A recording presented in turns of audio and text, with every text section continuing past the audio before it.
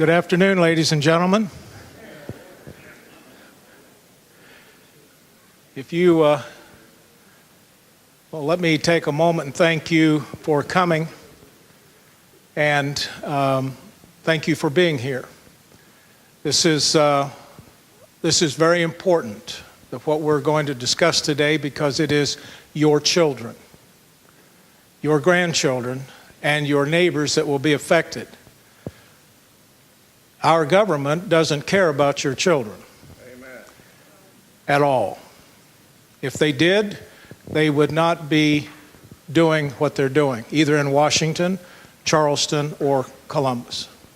So today you're going to hear what we must do to stand with our teachers and our students in order to maintain a level of education that our nation was born and given us.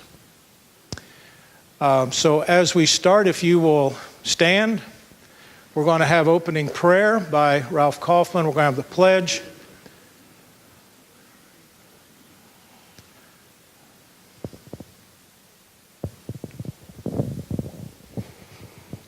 Let us pray. Dear Heavenly Father, we are humbled and grateful for the opportunity to be here today. We're grateful for each and every person that's here, especially those that have sincere desires to learn and to help us to prepare to face any adversities that we have in the educational field, as well as many others. We ask Thee to open the hearts and minds of administrators and government representatives, that they might recognize that questions and concerns are not meant as disrespect, but are legitimately concerns. And there should be no threat in asking questions. We are grateful for those who have traveled so far to be here to speak, to share their knowledge and experiences with us. We ask special traveling mercies with them, and we pray for America. We're being challenged, as we always are. We pray that freedom, righteousness may continue to be made known, the truth as well, and to prevail.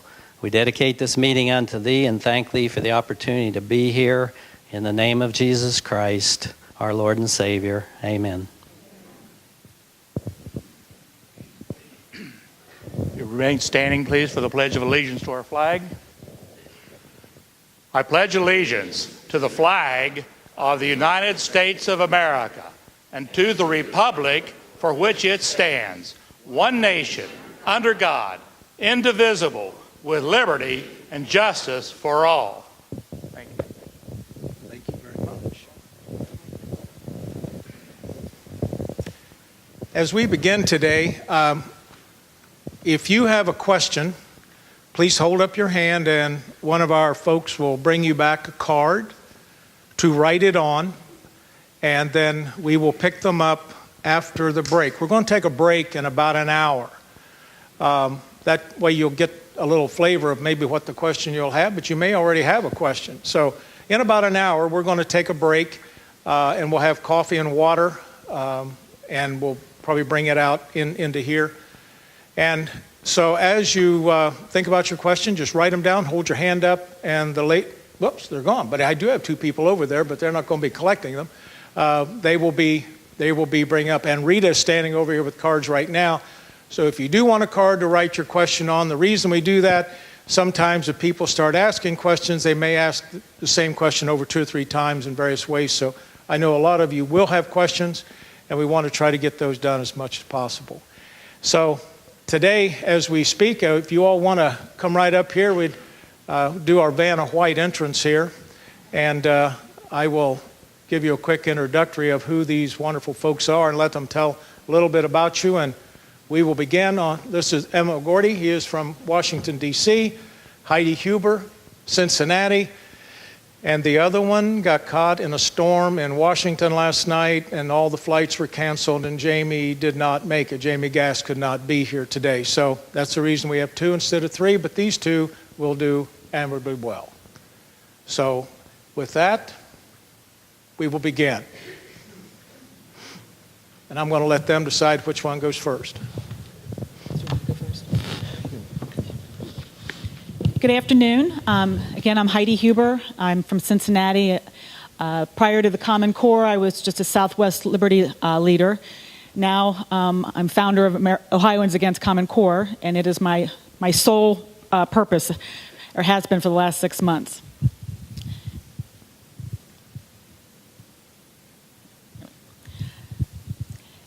What I'm going to share with you today is I'll give you a couple of minutes of how I came to this place. Back in January, I came across Common Core standards and immediately did a gut check. So it just didn't sound right.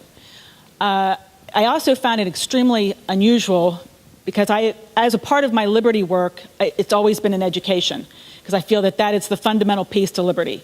Otherwise, this movement, as I call it, dies with us. Unless we start teaching the value of liberty, of individual rights and self-determination, our country will be no more as we know it. And I work at a Christian academy, and yet it took until January of 2013 before I'd heard about Common Core standards. I called, just so happens, the district that I live in, the state board president, Debbie Terhart, represents. Not only does she represent, but she came out of the Tea Party, so to speak, and we worked for her campaign and got her elected. So I called her naively to say, what is going on and how are we going to fix this? I asked pointed questions and never got a straight answer. That told me something was wrong. Her only response ultimately was, I'd like to sit down with you and speak with you about this. My response was, you've been co-opted and I don't plan to be, and I will take this on myself. So starting in February, I've proceeded to do my own research. I am not a product of the internet chatter, as Senator Lehner calls us. I don't have fake information. These are state documents or contracts or agreements that our state board and our former governor and now our new state superintendent are obligating the citizens of Ohio to. And they don't feel obligated at all to explain themselves or to even answer to our questions. One of the big fallacies in Ohio is that this was a state-led effort. In my mind, there's absolutely no way it's not a Fed-led. And the other piece of this that is so ironic, it was debt finance. This is all stimulus dollars. And it results in an education takeover. It is very similar to the Obamacare in the sense of it was a plan waiting for an opportunity.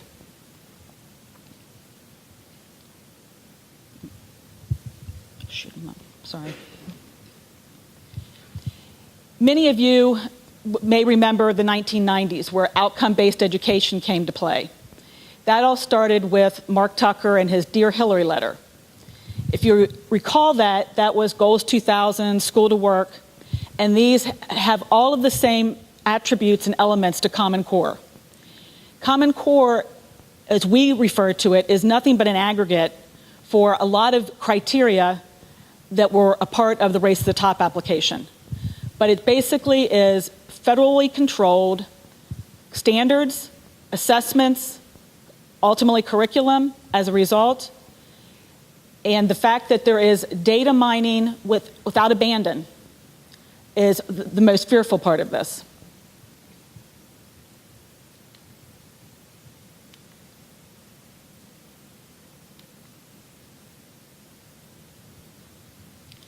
The Race to the Top competition, that was a result of the stimulus dollars that were given to the U.S. Department of Education.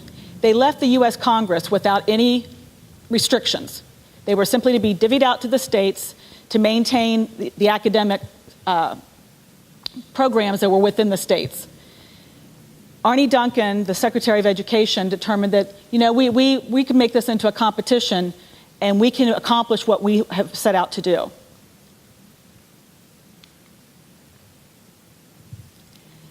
The Race to the Top application or program or competition has all the makings to nationalize education. In order to file an application and have it reviewed, there were 4 critical criteria, all of which are on the rubric and gave all the scoring assessments. They are an adoption of the Common Core standards, and at the time that they were agreeing to adopt them, they were not written. So to say that this was about the standards, it's simply a fallacy, because they were agreeing to standards that weren't written. So how did they know they were better than what Ohio already had? You had to adopt and legislate in a longitudinal student data system as federally prescribed. It had to be able to accomplish certain things. One of those being interoperability, where you could share it with other states, up, down, around, whoever needed it, whatever they needed. It had to be able to get it there and have identical descriptors. There is teacher and principal evaluations per the federal guidelines.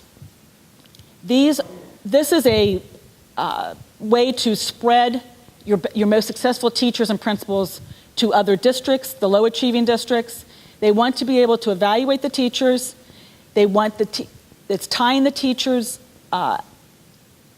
assessment to the child's assessment on 50%. So their evaluation is now dependent upon the child's performance on these high stakes testing. And that's the fourth item. National Assessment Consortium member. There were two consortia who had to go through the same process we did. They had to file an application to participate to be a Race to the Top consortia. We chose Park because, but from what I can tell, it looks like there's a lot of regional elements to making that determination. But as you look at the applications and the memorandums of understanding that were done between the member states and the consortia itself, they're identical. In Ohio, we had this groundwork being laid years ago, and it was really culminating in 07 and 08. Bill Gates got with Barack Obama during his campaign and said, I really want you to center on education reform. Gates had been in Ohio working with Ohio Grant Makers Forum, the Ohio Business Roundtable, the Thomas B. Fordham Institute. And what they did in January of 09 is they introduced a report called Beyond Tinkering to Governor Strickland. For all intent and purposes, those are the Common Core standards. Governor Strickland then put them into his June 2009 budget, which is House Bill 1. So when you are told by your legislator, we did legislate Common Core in, we did not. There was nothing. It did not speak to Common Core. It was not a part of a Race to the Top program. The other critical factor that they did in House Bill 1, they knew that these Common Core standards were coming. They knew this Race to the Top was coming. By that point, Barack Obama had been inaugurated. He was the president. By February, they were already talking about the stimulus. So this was going on in March and April. The other requirement they put in the budget was that the state board had to adopt new standards, and they had to be college and career ready. Well, there was only one program that fit that bill. One of the other elements was the data system. Ohio was falling short. In mid-2009, they didn't have what they needed in place. They would have been out of compliance with the application. Then Senator John Husted, who had Senate Bill 180, he could not get the House to look at it. So on the eve of the session close in December of 2009, he cut and pasted 180 coattailed it into House Bill 290, which was a gimme that they knew was going to pass, and everybody went home for Christmas. If you'll notice, the resulting Ohio Revised Code from House Bill 290 allows Ohioans, Ohio organizations, to receive personally identifiable student information as long as they have an informational or educational purpose. So even though we are defaulting to FERPA, we alone already blew up our own privacy for our students. The National Assessment Consortia were paid for by stimulus dollars. The feds own those. They determined what the application was going to be for them to be awarded. The consortia, that was $330 million split between the two of them. Again, Ohio joined Park November of 2011. And according to our agreement with Park, there's a memorandum of understanding that was signed by Governor Strickland, Superintendent Deb DeLeo, and the state board president at the time, Deb Kane.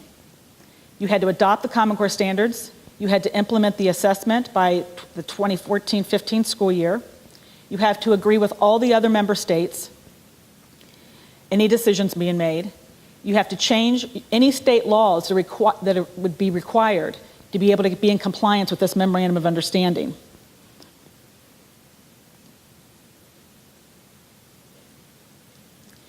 One of the other caveats in that memorandum of understanding that I think that could not pass the scrutiny test for legality, there is actually a line item in that, I call it a contract, that says there is no outside or civil jurisdiction. All decisions made by that board are binding and final. So Ohio is now a part of an organization that 24 other states could determine, well, we don't agree with you, Ohio, so you're going to do it our way. And Ohio has no path to correct that.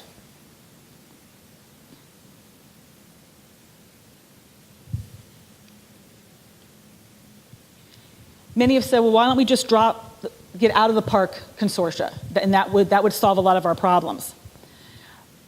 You can't just say no.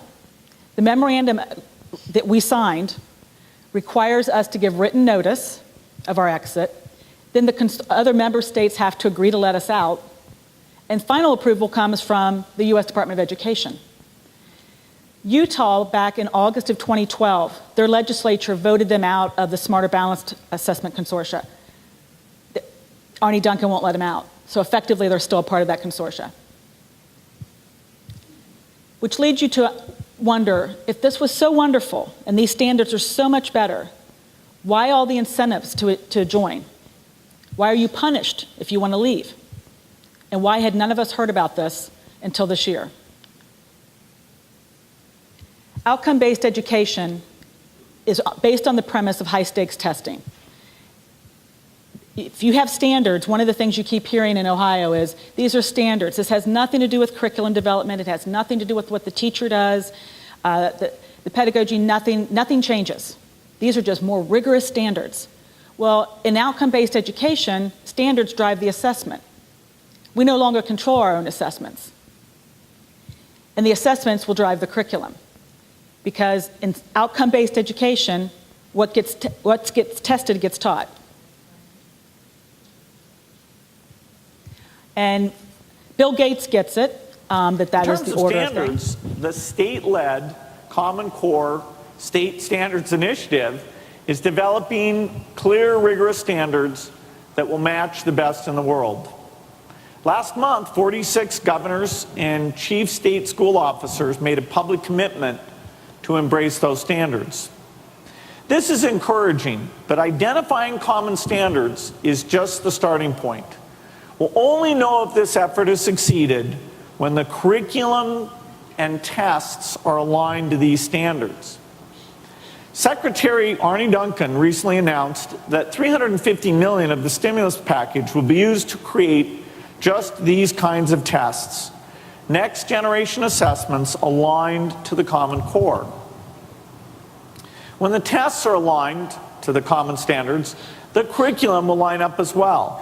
And it will unleash a powerful market of people providing services for better teaching. For the first time, there'll be a large uniform base of customers looking at using products that can help every kid learn and every teacher get better.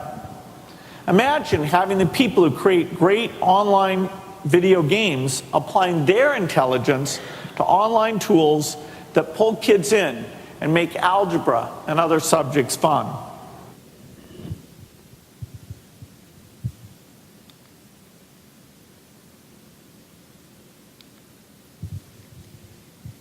In all of my travels to Columbus and all of the conversations I've had with members or staff at the ODE, there's three things that keep being repeated that are falsehoods.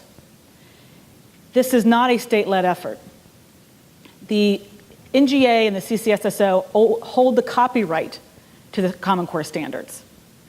This is their website page, and as it says there, we are not even allowed to claim that we contributed to these standards.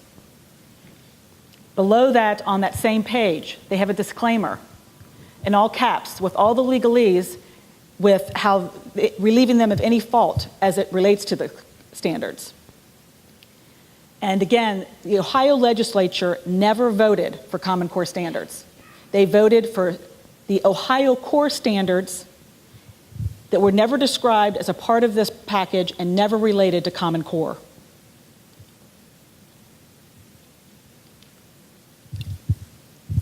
What you hear many times when you call is, your fears are ungrounded.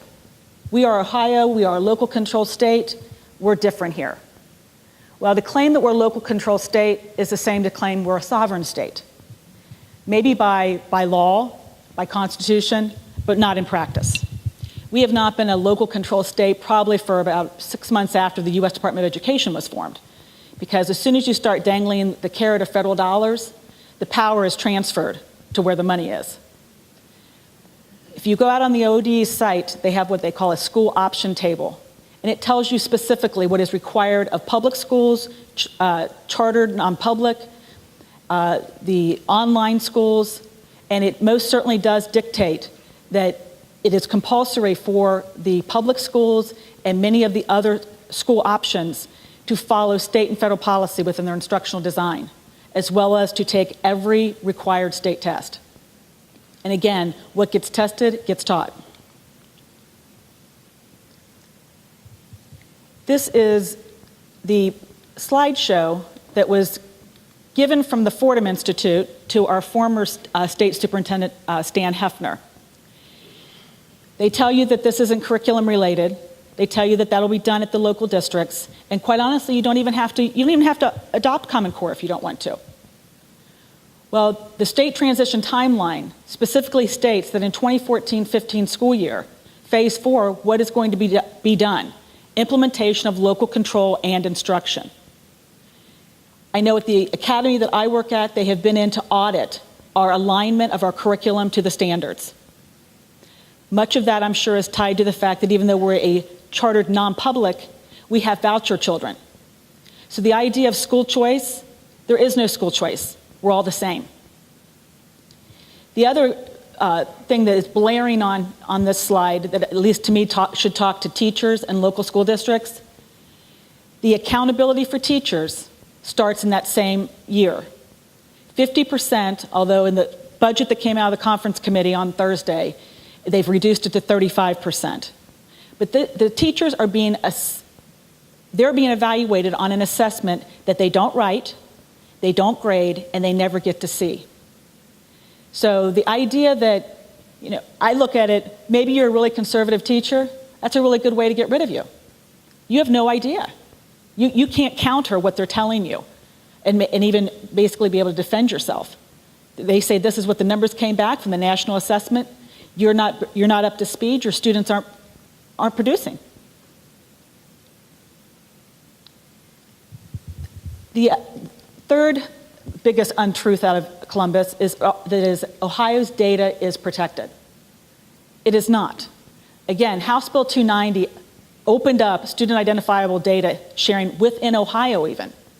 The FERPA, which used to be the litmus test in case state legislators screwed up, the federal privacy law for students, they made a rule change in 2011. Arne Duncan did it unilaterally, had nothing to do with the US Congress, and he made it effective as of January of 2012. It again, identifiable data released for any educational purpose, pretty much to anyone. Because per the rule change, that's what is required in order to be able to help that specific child. Aggregate data won't get it done. Some of you may have heard of House Bill 181 that Representative Brenner introduced 2 weeks ago.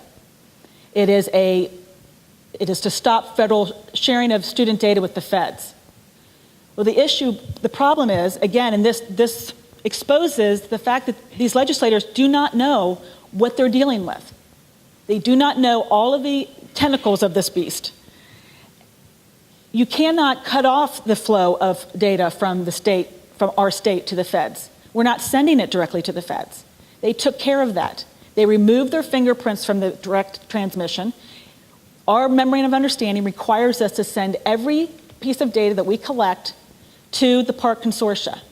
Their arrangement with the feds says they have to give all of that to the feds. So there's no way for us to put up that gate or that fence. We're not dealing with the feds directly. One of the questions that comes up is, what are we really talking about? Are we talking about education? Are we talking about developing a workforce? And who is in charge? So fundamentally, I have come across a few people, they don't have a problem with any of this. And if you don't have a problem with state sovereignty, and you don't have a problem with an absolute destruction of parental authority and the rights of the family, then it really doesn't matter how many facts I put your way. Philosophically, you're just not there. But for most of us, there's something fundamental about being an American and about certainly being a mother, that the idea when I see human capital describing my child, it makes me cringe. That is not what we are.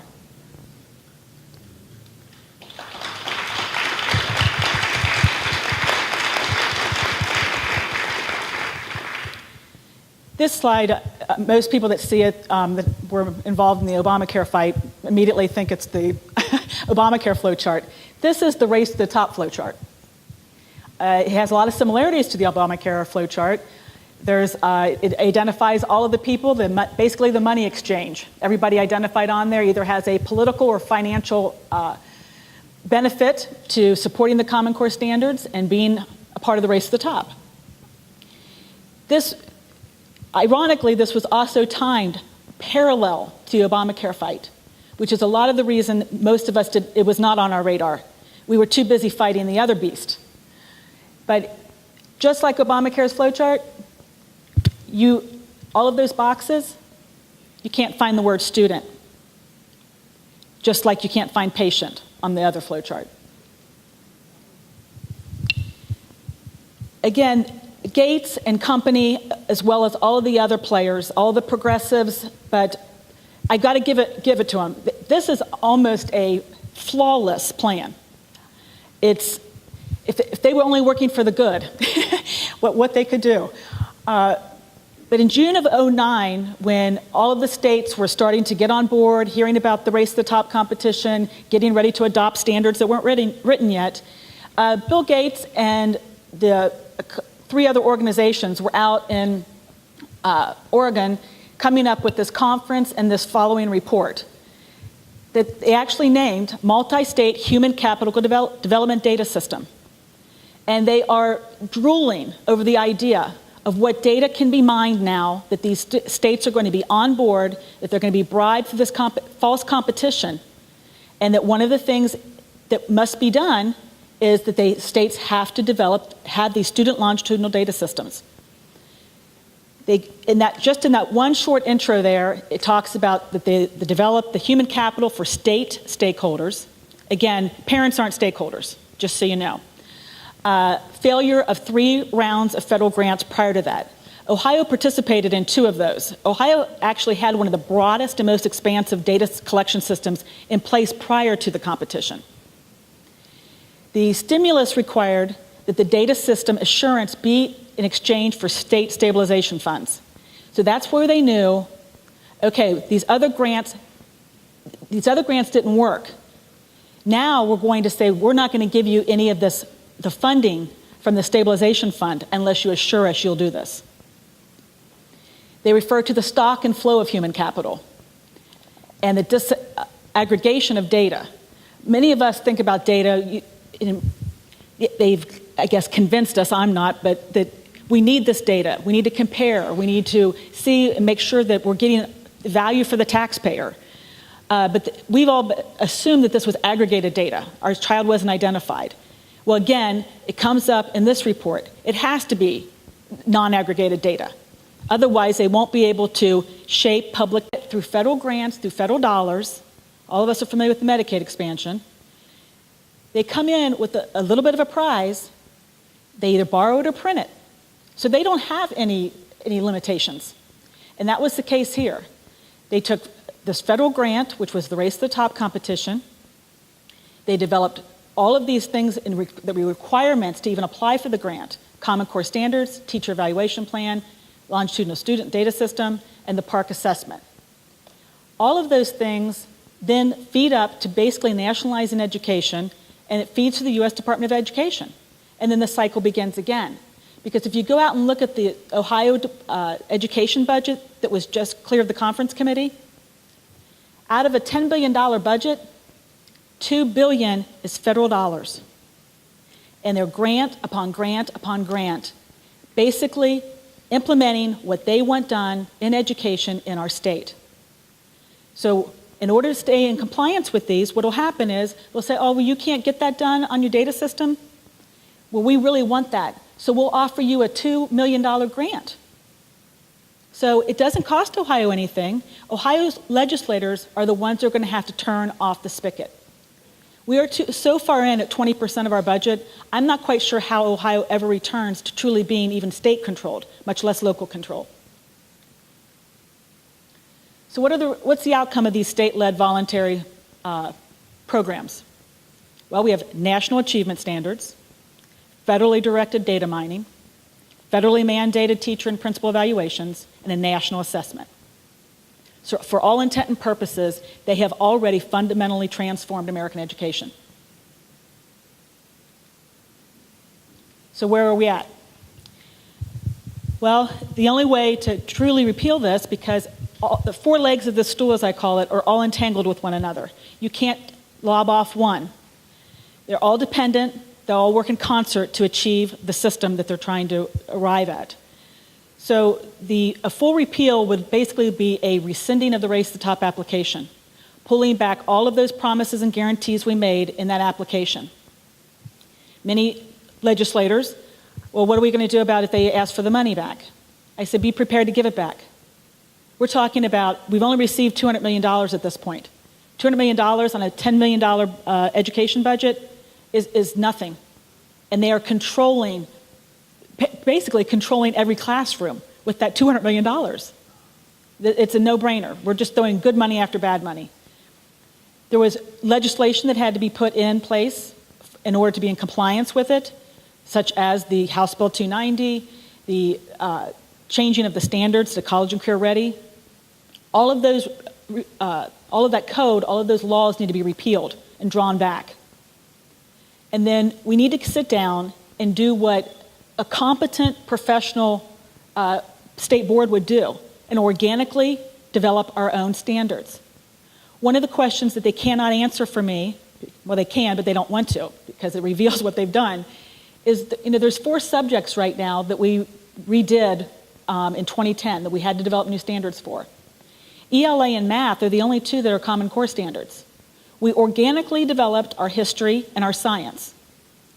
So a reasonable person would say, well, if this is so critical and these are so well done, why are we not adopting science and history? Well, the question is because we didn't have to. There was no money involved. They weren't written yet. So we developed our own. And if this international benchmarking is so critical, I would think out of all the subjects, science would be the one most critical to internationally benchmarking. The science is not. My fear, though, is if we don't get this repealed, another $400 million will buy them history and science. Why must we repeal it? Because our community stakeholders are what matter. We have got to reclaim our children, reclaim our liberty, and reclaim our republic. Because the people at the bottom are winning.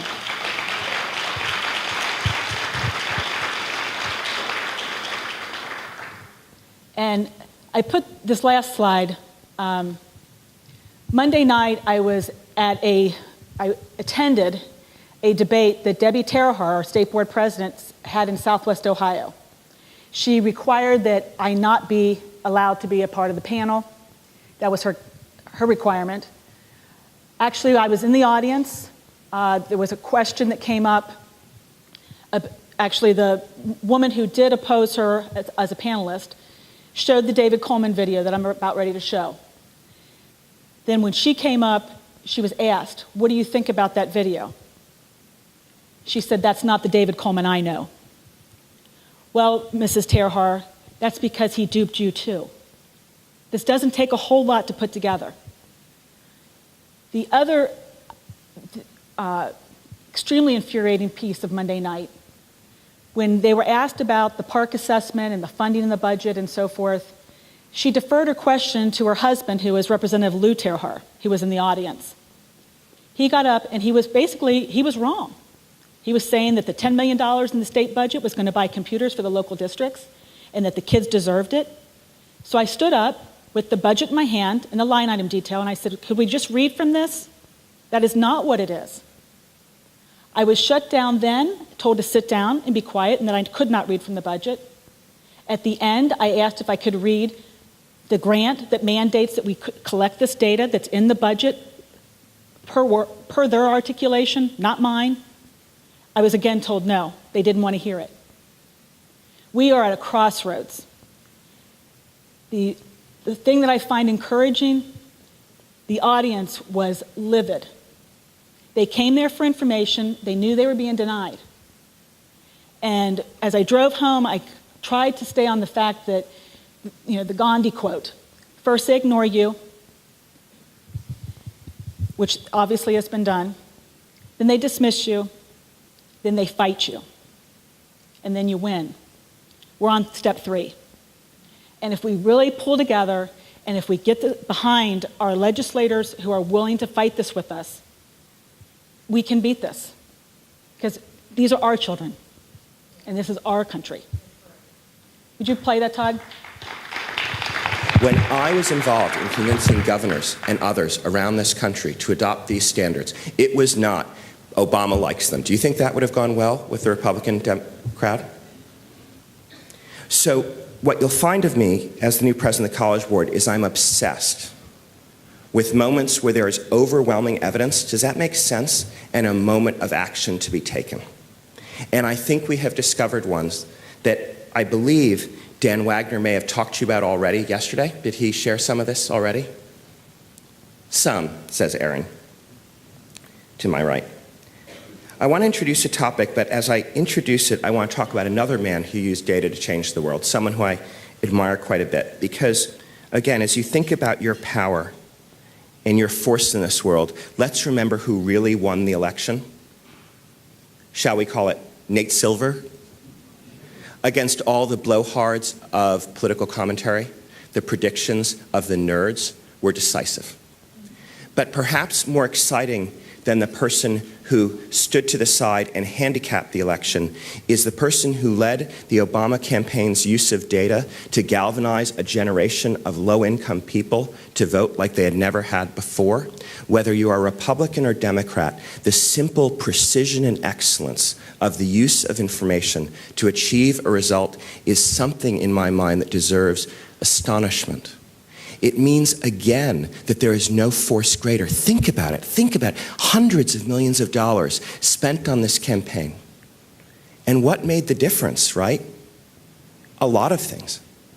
But this incredible precision and insight gained from data, not only knowing where people are, but testing various interventions, seeing what works, keeping focused on delivering them. And that, of course, is Dan Wagner, who led the analytics for the campaign. So hooray.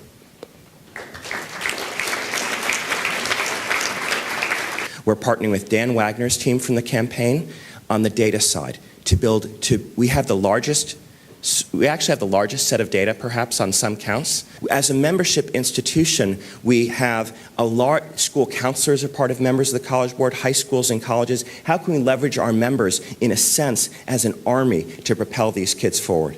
So it's what we can do directly with students, but also what caring adults informed by data can do for those students. For that, we're partnering with another side of the campaign, of the Obama campaign that is, with Jeremy on mobilizing, the field mobilization, right? So there's data and there's field mobilization. But we're also talking about communications. We're talking about advocacy and policy. We met the other day on their invitation with the White House because they saw that we were beginning to take the lead on this issue and they saw an opportunity for this country to get something done. Some people call it low-hanging fruit, which I find a strange way to describe a low-income person, but I'll take it. I failed to explain who David Coleman is. He is the chief architect of the Common Core standards. He is now the president of the College Board. He has promised to align the SAT as well as all the advanced placement courses to the Common Core curriculum.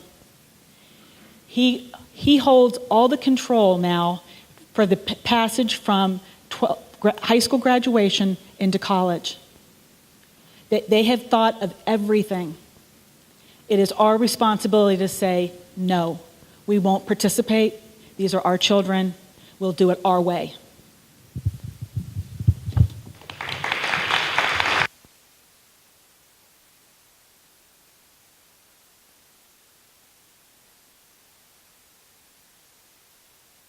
So I'm Emmett McGroarty. I'm from American Principles Project.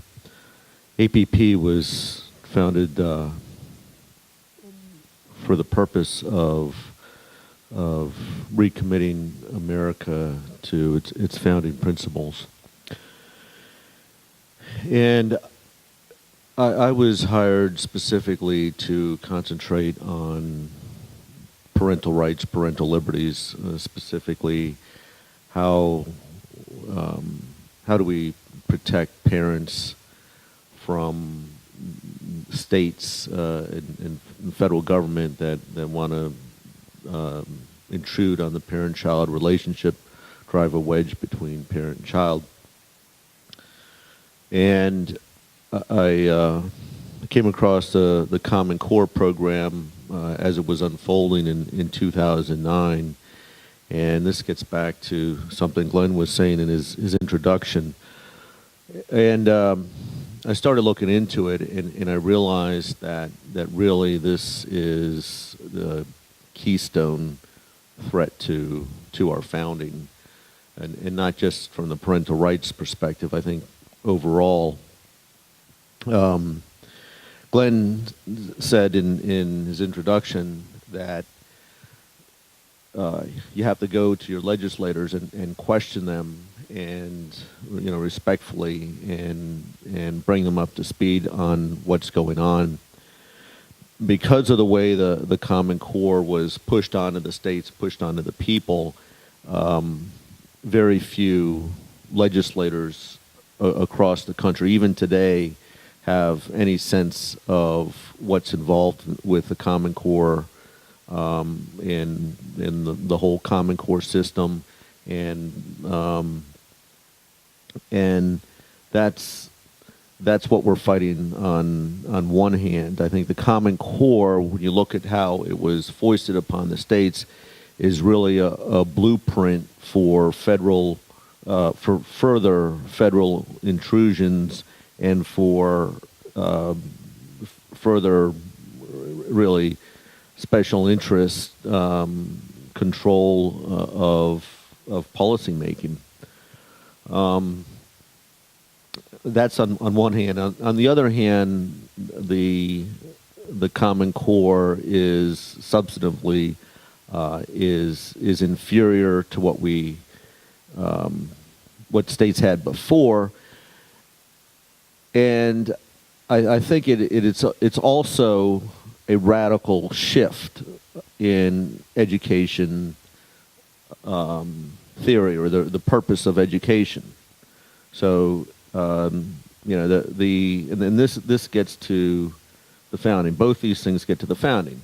As you all know, our founding is based on the idea that sovereignty comes from the Creator, and it flows to each person, each individual,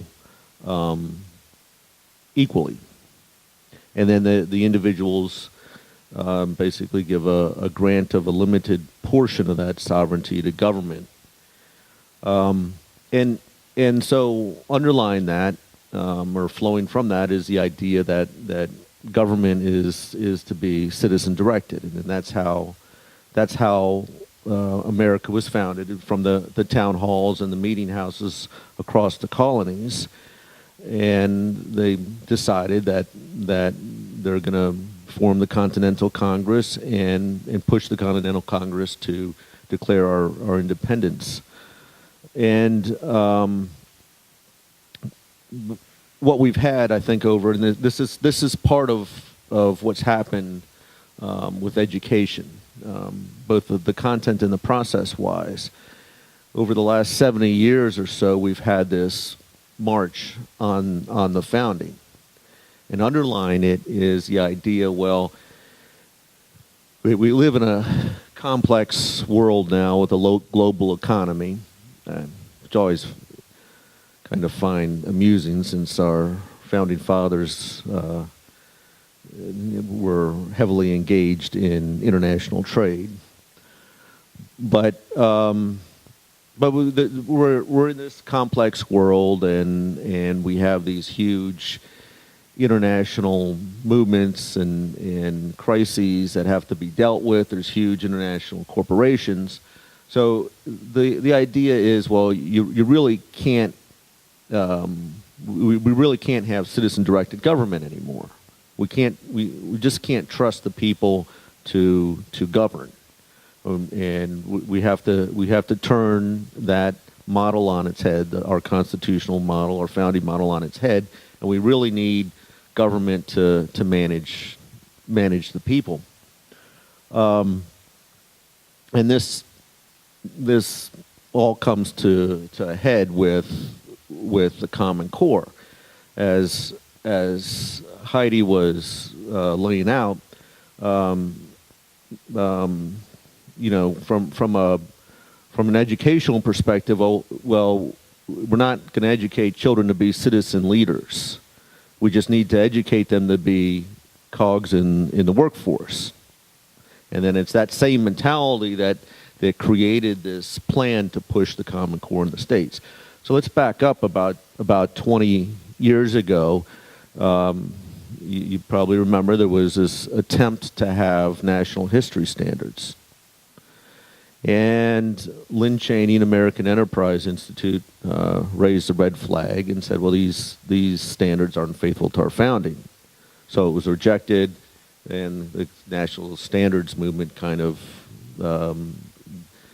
went underground, so to speak. It was kept alive by a couple of institutes. It's taken up by the Hunt Institute in North Carolina. Around 2006, 2007, the Hunt Institute recruits the Bill and Melinda Gates Foundation to the effort. From then through the end of 2008, the Gates Foundation poured about $35 million into the Common Core Standards program. And I just point out, as I'm laying out this process, you'll see, I urge you to think, well, if this can happen on education, on what other areas of policy making can this be done? So the Bill and Melinda Gates Foundation recruits to the effort 2 associations. And they were, and starts giving them grant money. Those associations were the National Governors Association and the Council of Chief State School Officers. And this is why the claim is made, well, the Common Core is state-led. But then you look at those associations are privately incorporated. They're not subject to FOIA laws, other sunshine laws. You know, they don't provide meeting minutes, policies of open meetings, all the hallmarks of governance. Well, why not? Well, they're privately incorporated. They don't have a grant of authority from any state. And their governors participate not in their official capacities, but as officials, as individuals. So, and not only that, but if you look at, like, the National Governors Association has 3 main areas in which it gets funding. One is dues from the states for the participation of the governors. The other is they get funding from private entities like the Bill and Melinda Gates Foundation. And then the third is, well, it's a federal government contractor. So on this, through 2008, they hadn't taken a vote from their membership. Not that would connote state action anyway, but they're taking money from the Gates Foundation to lay out this plan for the Common Core and to lay the groundwork to push it on to the states. So that's through 2008. And then at the end of 2008, they issued the plan for the new administration called Benchmarking for Success, which is basically the Race to the Top program. So then, as Heidi noted, you had the stimulus bill, which was marketed as a lifeline to the states.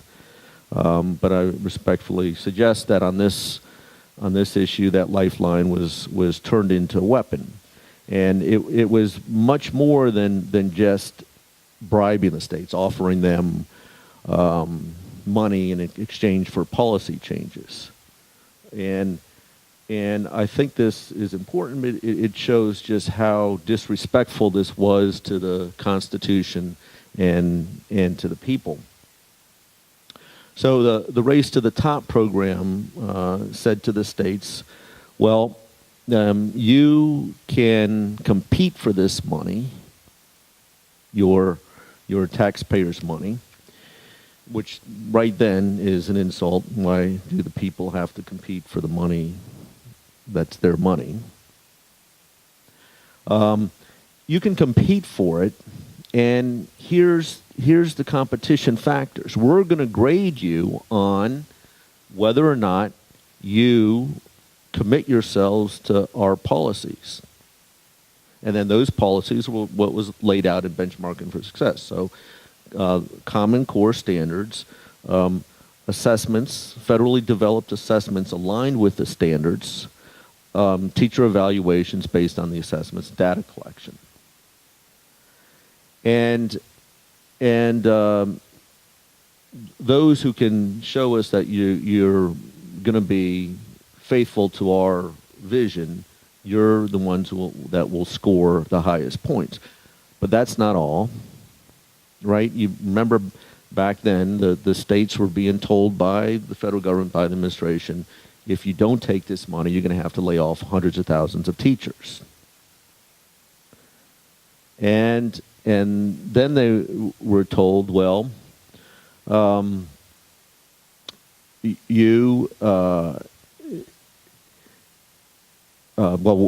year later, in January 2010, before the money was awarded, the administration started saying, I think when we reauthorize No Child Left Behind, I think what we're going to do is we're going to put it in the law, and back then the president had about 75% popularity.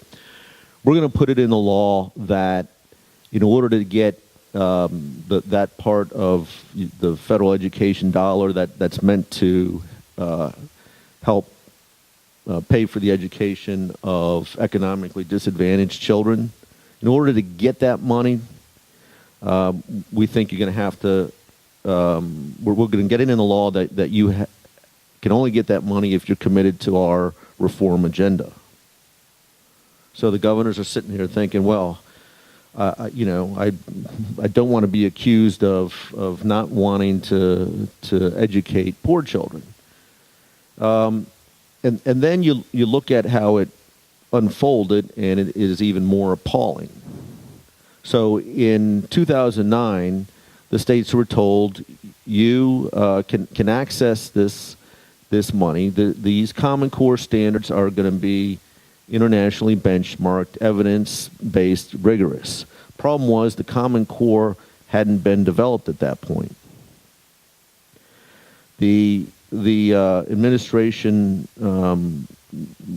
put out the application. The application envisioned two phases of awards.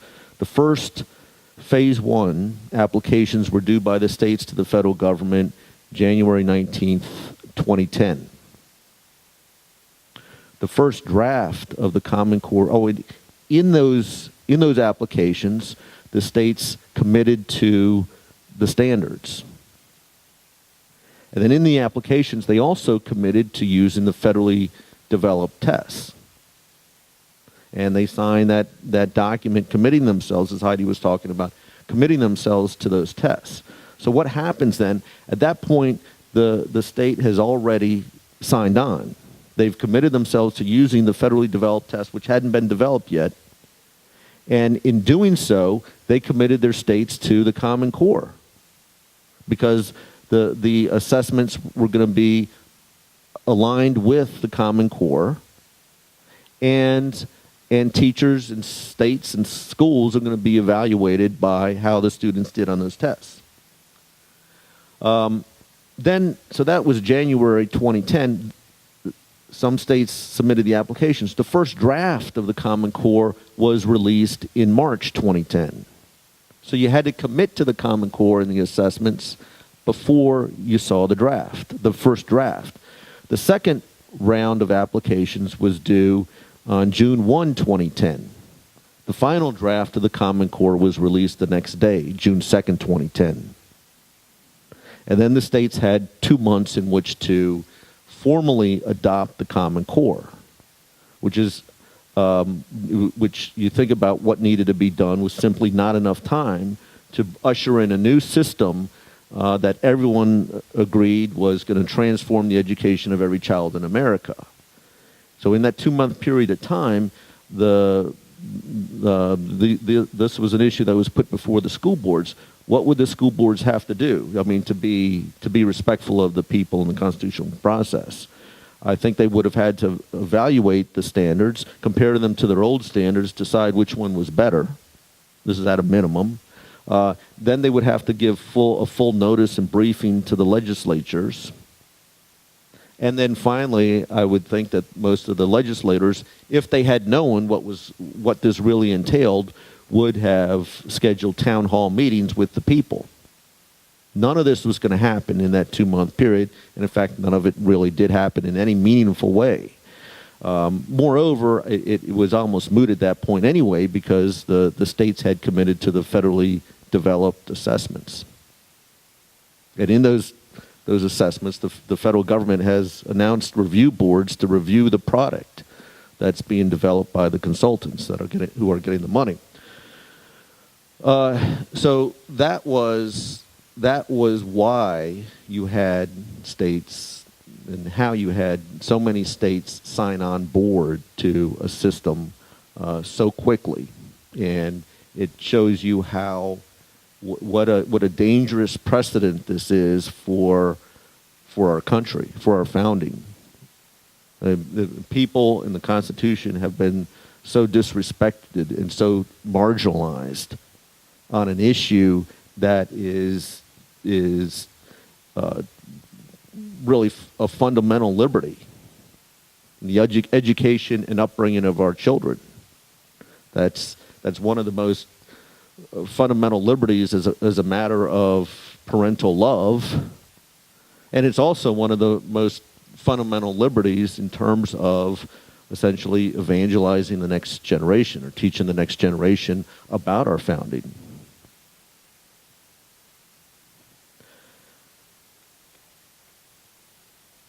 Then you ask, well, all right, so how is it that the Common Core standards are so poor in quality?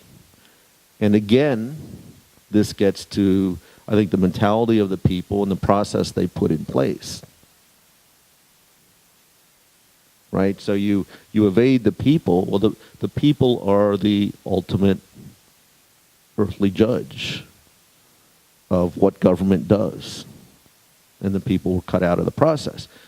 The standards, the Common Core, another indicia that this wasn't a state effort. The standards were drafted at the direction of the National Governors Association and Council of Chief State School Officers, largely behind closed doors by a group of people that they selected. There were basically 3 lead writers for the math standards and 2 lead writers, including David Coleman, of the English standards. Of those 5 people, only one of them had any previous experience drafting standards. And a validation committee to review the work. And according to Sandra, who was on the validation committee, and James Milgram, the Common Core drafting process didn't even abide by its own review process. So what did you get?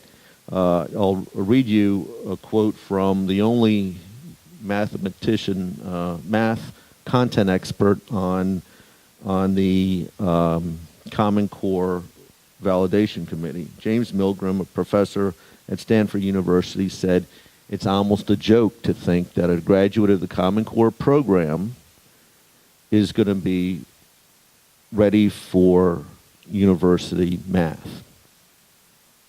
He said that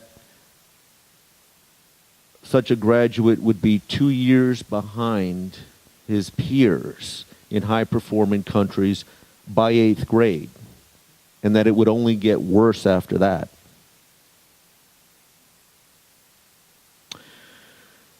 Sandra Stotsky said that a graduate of the Common Core program would not be ready for authentic college work.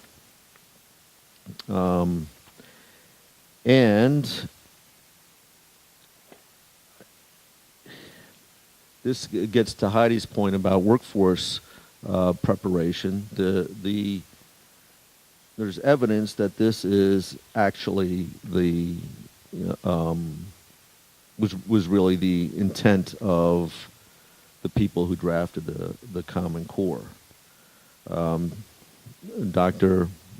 Jason Zimba, who was the lead writer on the math standards, at a meeting before the Massachusetts State Board, admitted that the intention was to prepare students for a 2-year open admission, non-selective community college, not for admission to a 4-year university. Another drafter of the math standards, Dr. McCollum, stated that the overall math standards will not be too high, certainly not in comparison with other nations, including East Asia, where math education excels, end quote. In the Gates Foundation's Fewer, Clearer, Higher pamphlet, the following statement is made. Fewer means giving students enough academic preparation without exceeding the math and literacy requirements that evidence demonstrates are necessary to enter 2-year colleges.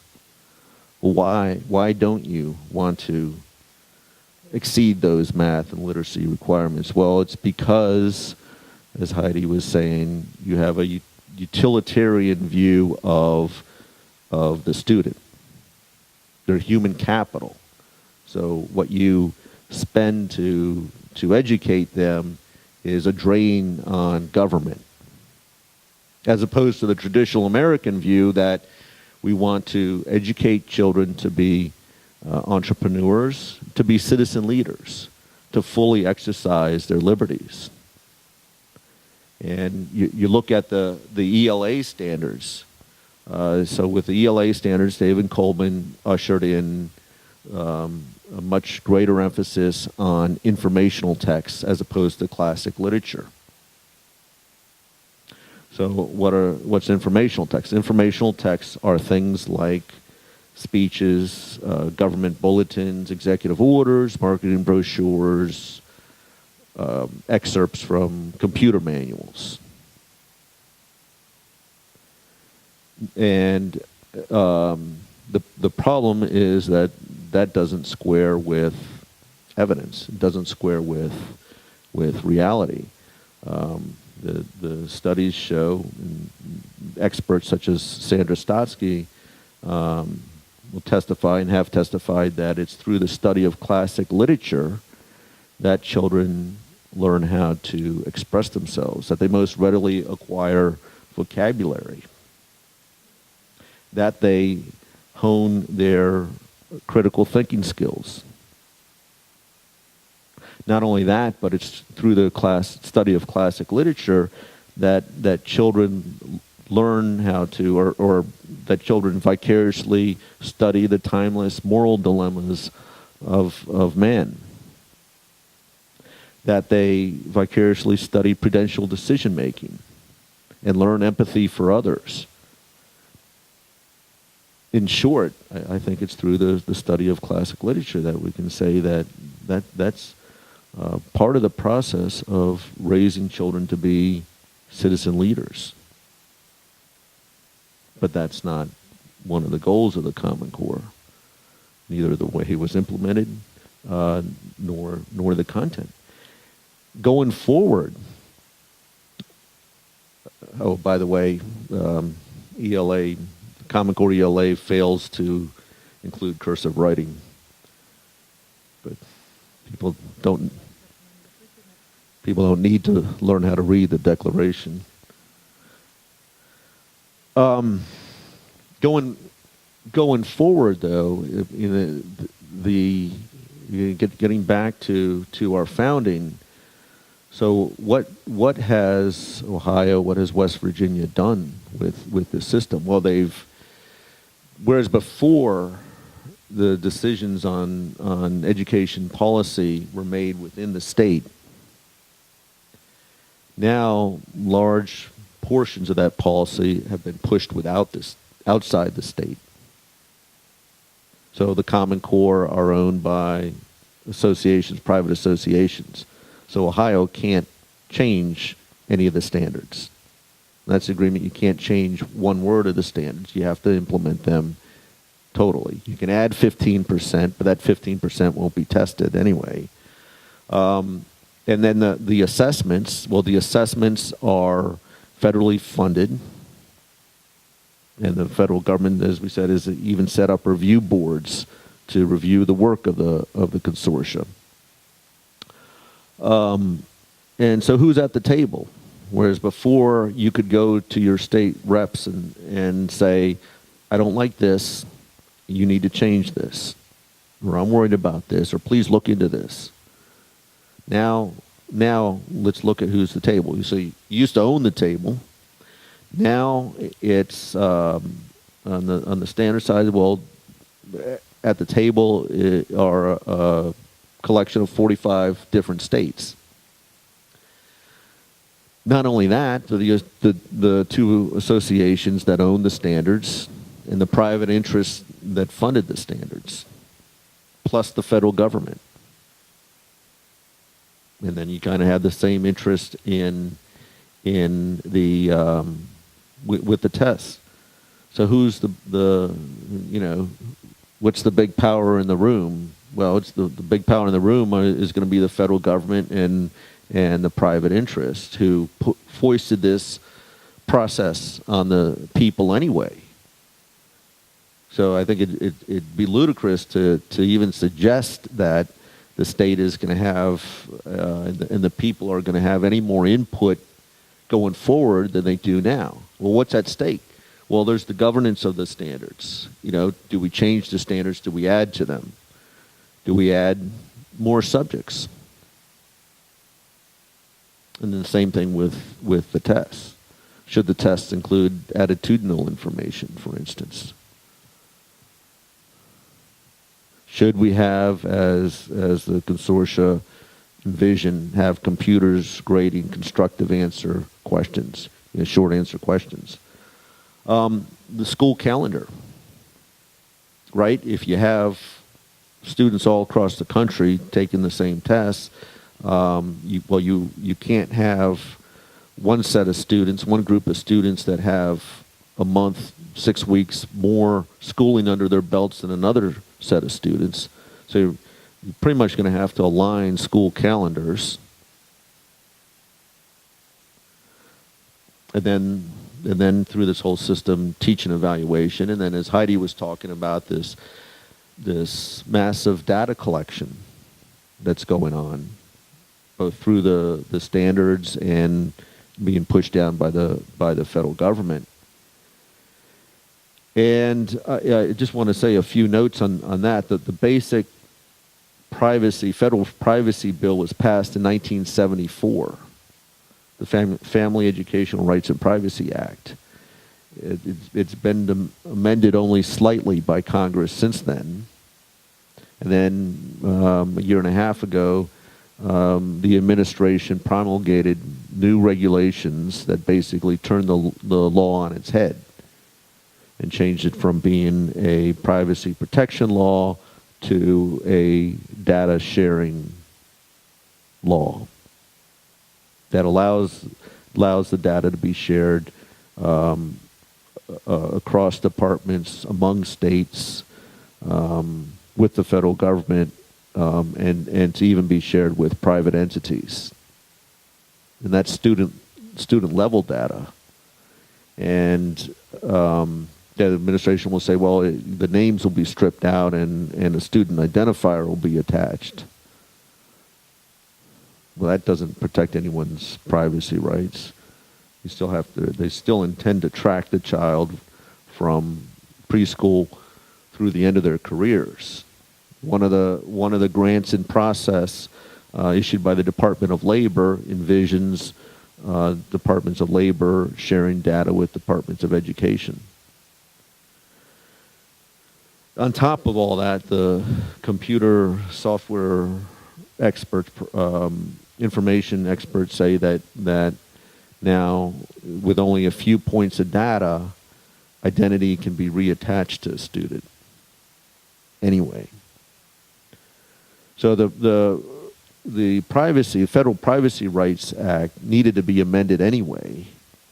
I mean, it was never a robust privacy protection, but now this is another set of issues that states have to decide. I mean, in my view, a parent should know what data is collected on his child. Parents should know who that data has been shared with and who it might be shared with. Parents should have a right to correct any mistakes in the record. And a parent should have the right to opt into data collection in the first place, or at least to opt out of it. And finally, I think from kind of a constitutional framework, when you talk about massive data collection, the federal government, through the stimulus bill, states had obligated themselves to, or through a predecessor to the stimulus bill, states had obligated themselves to collecting about 13 different data points. Up on the U.S. Department of Education website, there's something called the National Education Data Model, which is where the federal government would like the states to go to in terms of collection of data, and that includes over 400 data points that it wants collected on each child. Demographic information, disciplinary information, voter registration status, religious identity, assessments of social and mental well-being, extracurricular activities. So I think in terms of your own state, that's an issue, is to find out what data is your state collecting. And that has been, even for legislators in other states, it's been very difficult for them to find out what data is being collected and what data is being turned over to the federal government or to private entities. There is a Gates-funded project called In Bloom, which 9 states were participating in, and then due to citizen outcry, the state of Louisiana suspended its participation in it. But In Bloom is a private entity created by Gates, and it is a repository for student data. So 9 states committed to turning over student level data, and then the idea was that data could be mined by textbook companies, research companies, and others for purposes of providing educational products. I mean, is that good? I mean, can it produce something that's good? Well, I don't think you ever even get to that point, and the answer is no if the people didn't give their consent. And if each parent doesn't have the right to say, no, you're not turning over my child's data to that. And so from a constitutional perspective, I mean, how does this fit into the constitutional framework and to the idea of citizen-directed government? And this is the real liberty that's at stake here. How does that fit in? And I think it fits in this way. Well, someone said it doesn't fit in. Well, here's why. If I'm collecting data on you, and you know I'm going to all these different sources and collecting data, even if I never do anything with it, even if it's sealed away, and let's just posit and assume that it is impossible, factually impossible, for the data to be accidentally turned over to another group. And let's say I'm not using it for anything, but it's intimidating. It's intimidating if I have a whole bunch of data on you, and you know that. And then give me the power of the color of law. And I think it's a daunting relationship.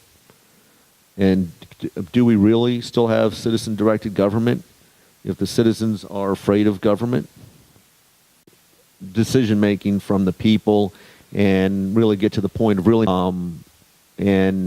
And we've been doing that, and we see that the people are less involved. Yeah, there's an uprising every now and then, but basically people are less involved. The senators and the state reps and legislators, and senators who we've been talking to across the country say that there's been a tremendous decline of citizen involvement, to the point now a senator from Indiana told me, you get 2 or 3 phone calls now on an issue, and you start going around talking to your colleagues and saying, hey, did you hear about such and such issue? It's on fire in the grassroots. So this is where we are, and I mean, is it conceivable that we'll just abdicate our founding and let it lapse? I think if we look at other countries, there's other countries that have essentially copied our Constitution. And they've completely failed in terms of having a civic political success. They've failed as a country. They've been constitutional failures. And the reason is because it wasn't something that was on the hearts and minds of the people. In other words, they lost that liberty. They let lapse that liberty of citizen-directed government. Now, I think that this is the ultimate thing. We have to get back to citizen-directed government, and I think what you all are doing here is you're really walking in the steps of our founders who had those town hall meetings. But we've got to drive it on this issue. It's a pervasive issue. It's a governmental issue. It's an education issue. It's a privacy issue. At the heart of it, it really gets down to the fundamental relationship between government and citizen. And if you look at it, how this process came down, every single check and balance in our system has failed on this race to the top common core effort. Every single check and balance has failed. We're going up against a $600 billion industry. And there is no way that we can win. There's no way we can be successful, and there's no way we can save the Constitution and our founding unless the final ultimate check and balance works. And that's the people standing at the constitutional line and demanding, once again, citizen-directed government.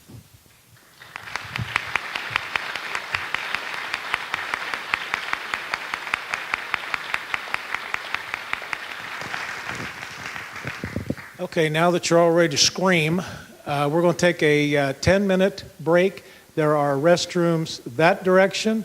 There are restrooms that direction, so you can go either direction.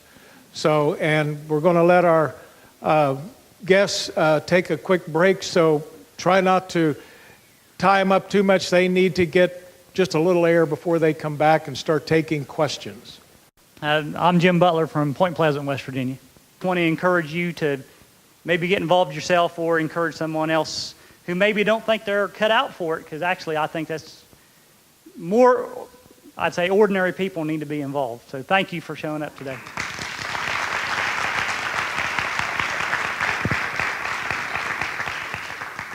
And a true friend of real people, Senator Bowling. Want me to say something? I just want to thank Glenn for putting this on and getting organized. I know he spent hours and hours and hours, and his people, we came down to one planning committee meeting, and I know there's a lot of effort went into this, and thank you all for coming. And I want to thank my fellow senator here, Mike Hall, he's our minority leader, and Scott and Jim. Last week at interims, I spent, an hour and a half with you, tried to talk to Mike, and you just have to talk to these guys one-on-one. And they had a wedding they were hurrying back to, and they came today. So I really want to thank you. It really means a lot to us to have you here.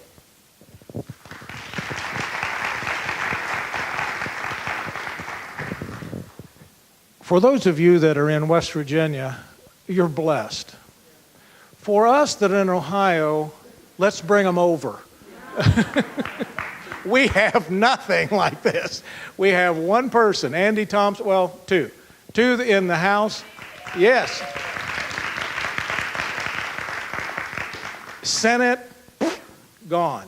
And so, anyway, thank you all for coming back. Your questions, the questions you need, put your hand up, get a card if you didn't turn them in. And we've had some cards already turned in. We're going to take some questions. And after this time, we will have a break in the back. We have some food back here that's been brought in, so you won't have to worry about completely fainting from exhaustion as we move forward. But what you heard here just a little bit ago about what this is, and Emmett so almost knitted together like yarn. I don't even know how you knit. I should never use that. But weaving that into seeing what is there. After what Heidi told us, the facts, those pesky things called facts. And after this is over, you signed up out front. We are going to put together the video, put the whole thing together on a video, make it available to you to get out to everyone you know. Because sitting here today, you are a remnant, because there should be about 100,000 people sitting in here. But there isn't. We have a remnant. So we're going to go with what we got. I'm thrilled that you all are here, and these two people that came, they did a great job. So now we're going to let John Eels, I'm looking for John. John's going to come, and here he comes. John is the questioner. He's the Inquisition.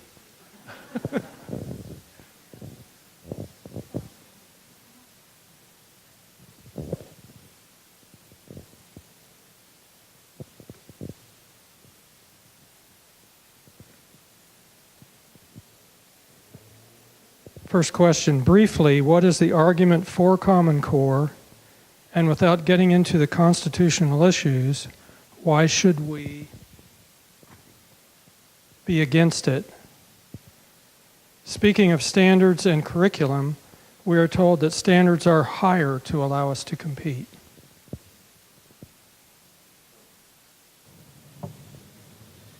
Yeah, the Common Core was, the slogans and talking points were out there before there was a product, and among those was that it was going to be evidence-driven, internationally benchmarked, and that turned out, once it was, they had been drafted, it was clear that they weren't internationally benchmarked or evidence-driven. And let me just add a few points to the narrative. So when this was announced, politicians, both sides of the aisle, likes of Jeb Bush, Mitch Daniels, Tony Bennett, Superintendent of Education from Indiana, who was defeated over this issue, but they jumped on board and started promoting it, and they, in a sense, painted themselves into a corner. As a question said, Constitution aside, they were banking on internationally benchmarked, rigorous, evidence-based standards. Sandra Stotsky and Jim Milgram, the two content experts on the validation committee, refused to sign off on the Common Core because of its poor quality, and also because there was no evidence associated with the standards, and because they weren't internationally benchmarked. And they asked over and over again, they asked the Common Core drafters, where's the evidence for this? To what countries were they benchmarked? And there was never any response. Sandra conducted her own analysis and concluded that they're simply not internationally benchmarked. Same thing with Jim Milgram. So I think I should say a bit about who Sandra Stotsky is. In 1993, Republican Governor Bill Weld of Massachusetts had just defeated his Democratic opponent, and the two of them got together and said, well,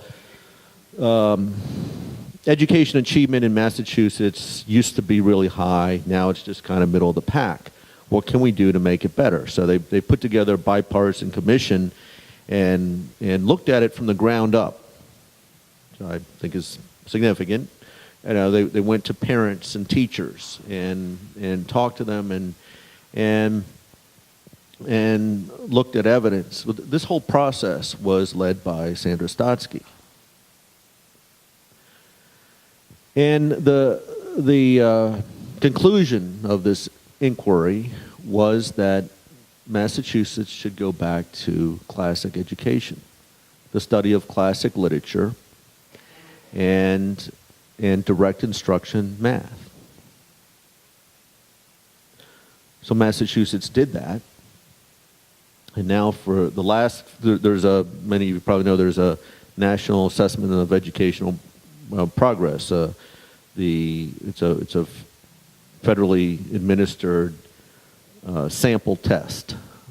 And for the last 4 iterations of that test, Massachusetts has scored first in the nation in every category. It's never been done before. I don't even think it's been done twice before by a state, twice in a row.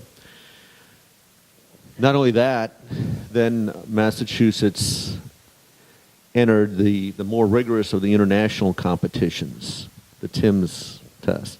And let me just say something about these international competitions.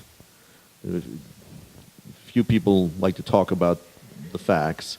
You know, there's incentive on both sides of the aisle not to bring up this issue, but the international competitions are oftentimes comparing apples to oranges. Why? Because in the United States, we will test all students or sample all students. Other countries will selectively test their students. So only test the university-bound students, for instance. Nonetheless, Massachusetts entered the TIMSS contest as if it were a separate country, and it scored up there with the likes of Singapore. It had top-tier results. So when you say, well, why can't we have an education system and why can't we produce like Singapore? Well, Massachusetts has done that. And the way it got to that was by going back to classic education, that type of education that's really kin to our founding that has been marginalized over the last 70 years. think it kind of gets better after this. The narrative gets even more astounding. So in March 2009, President Obama spoke to the U.S. U.S. Hispanic Chamber of Commerce. And again, this is before the standards had been drafted. This is when we're talking about the promise of the standards. And he says, well, I think every state should have standards, tough standards like Massachusetts.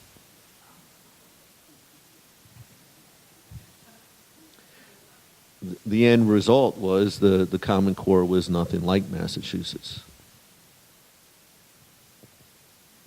So, I don't know, I hope that answers the question. I would like to say the standards, for all intent and purposes, they're unproven. There was no field study. There was nothing that was done with these standards except the mantra and the training. Everybody says the exact same things about the standards. If you take them one question down and they lose their talking point, they're lost. It's like, well, how do you know that? Can you give me the study? Where's the evaluation that you did at the local level when you left our current standards? What'd you base your vote on to leave those standards? Well, we were told, and the person that told us was told, no one has looked into this. If you look at this, read this Exxon letter, the executive from Exxon has evidently been well trained in the talking points. He says all the exact same things, rigorous, 21st century. You know, it's all here. It's nothing but a empty sales job.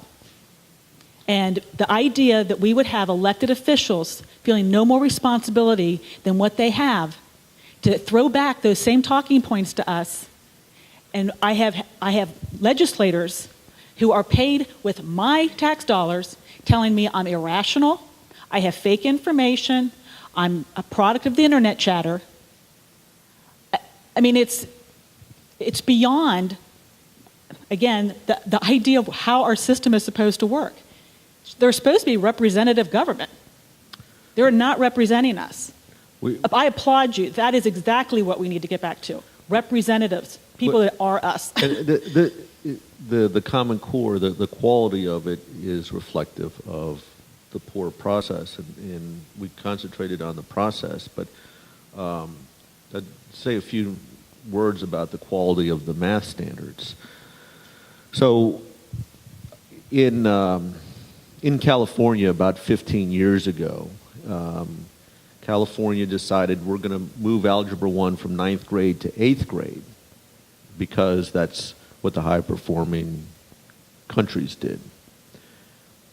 And it did that, and something came about that is really rather amazing. And this I say again, this shows what happens when you cut the people out of the process.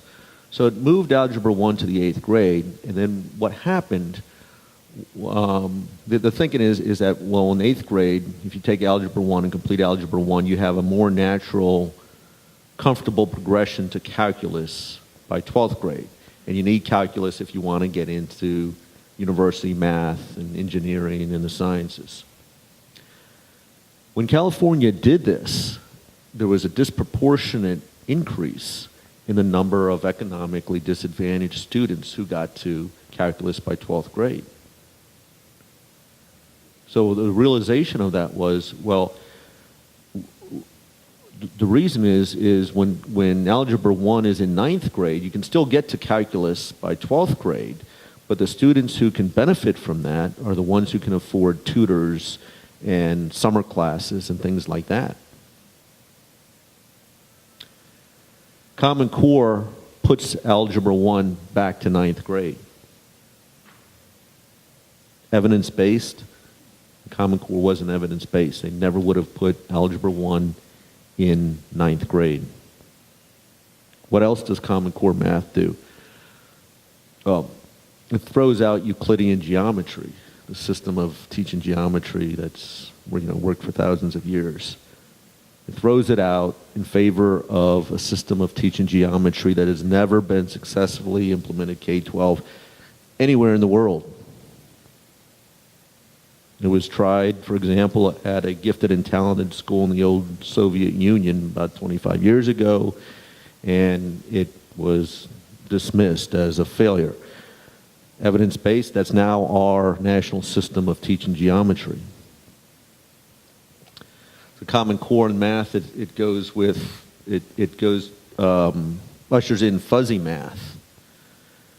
And what does that mean? Well, instead of teaching children the standard algorithms and saying, when you see this type of problem, this is the best, most efficient, most logical way to solve it, the easiest way. Common Core, the fuzzy math, well, what does that do? It says, well, we'll look at a problem and kind of investigate different ways of solving it. We're talking about, the first, second, third graders. We're going to investigate ways of solving that. And what does that do? Well, it frustrates the children. It confuses them. And Common Core will eventually teach the standard algorithms, but later on in the process. But the students aren't proficient at that point. They don't know, when they see that type of problem, this is how you approach it. So that delays the learning process.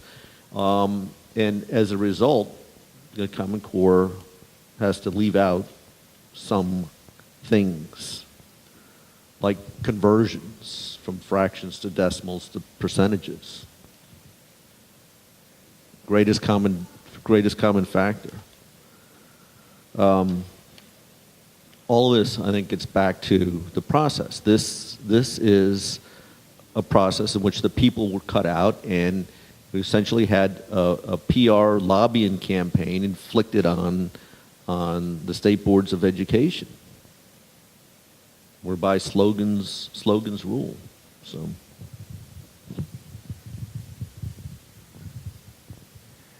The West Virginia Attorney General has set up a workforce within his office to review federal government overreach. Given the U.S. DOE's violations of the 10th Amendment and the FERPA law, do you see potential for AGs to get involved? And do you know of any AGs already involved? I don't know of any AGs who are involved. A number of them have been approached, and they should get involved. And I would say that, I mean, this is far more fundamental than 10th Amendment. I mean, this gets to the heart of federalism. The Supreme Court has said repeatedly over the last 10 years, federalism does more than protect the dignity of the states and autonomy of the states. Federalism preserves and protects the right of citizens to make decisions, for the right of citizens to have a say in what goes on. And ultimately, it protects our individual liberties.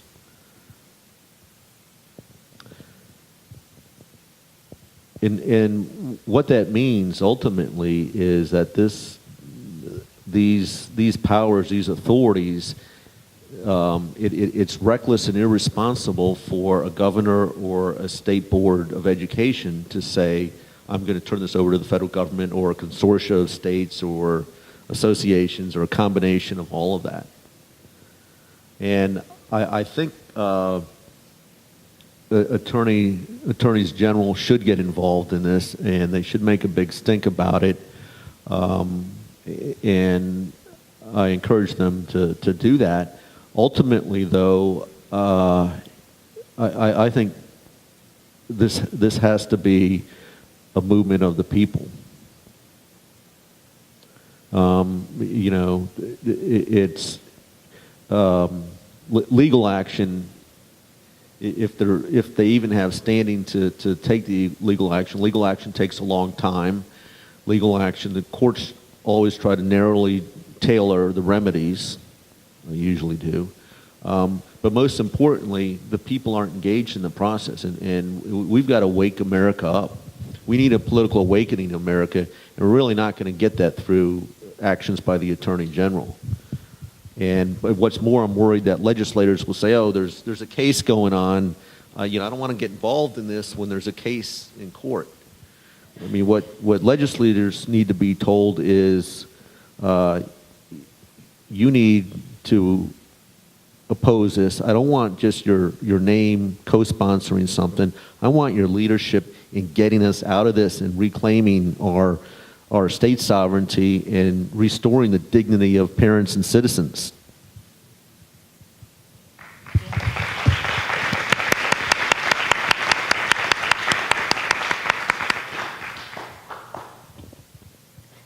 How does Common Core affect private schools and homeschoolers? The four legs that I spoke to in regards to the Race to the Top application. In defense of some of the private schools, particularly the Catholic diocese, if you look at it from a perspective of running an academic institution, the last comment that was made to me by Debbie Terhar, when my inquiry to her was very single vision back in January. I had two questions. How does my academy maintain its mission statement and its autonomy from the state? She gave me the regular talking points. This does not affect your funding, your auxiliary funds, your ACR funding. The only thing that you will have to do is your students will have to pass a national assessment in order to be conferred a high school diploma from the state of Ohio. Then as you look into it, that's very disingenuous because this national assessment is out of our control.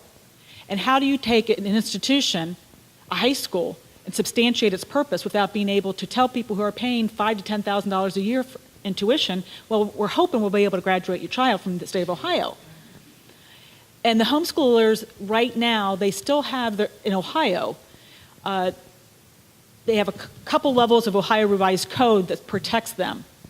But again, this perfect, flawless plan that they've come up with, even if you don't need a diploma conferred from the state of Ohio, David Coleman's already assured you that preference is going to be given to the students in the College Board on the SAT and in college admissions, which will be scholarships, to those students who have been aligned with Common Core. So, as Emmett said, it's really going to come down to, you just have to say no. We're not going to comply. We're not going to piecemeal this out because it's impossible. It's an all or nothing, full repeal, and we want back to have control over our education system, over our children, and over our communities. I mean, that is the beauty of these United States, that we're all supposed to be sovereign little states. How could Massachusetts have ever had the highest standards and the best outcomes if we were all the same? Who will we look to 5 years from now? What states has the highest performance? Does it matter? No, it doesn't. We have to say we're done accepting the excuses, accepting the oppression is what it is. This is tyrannical. And, to speak to the Attorney General, again, Obamacare was the same deal. We got to the U.S. Supreme Court. Well, prove damages. You know what? There are lives and futures that are going to be changed by the time we can prove damages on these kids. And that is inexcusable. It's immoral. And to get excuses back, instead of, like Emmett said, leadership from who are supposed to represent our interest and who are being paid to represent our interest, you can either represent me or you can be primaried. Because we're not going to do this any longer. We're not going to accept basically this inadequate government. Back to Ronald Reagan, how do you have a power to govern over me that I did not give to you? You represent me.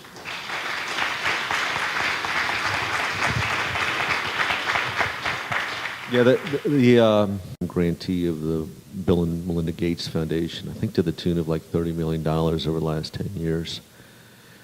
And last year, they had a vacancy for the president and hired David Coleman as the president of the College Board. And you all saw in Heidi's video clip how intent he is on pushing the Common Core.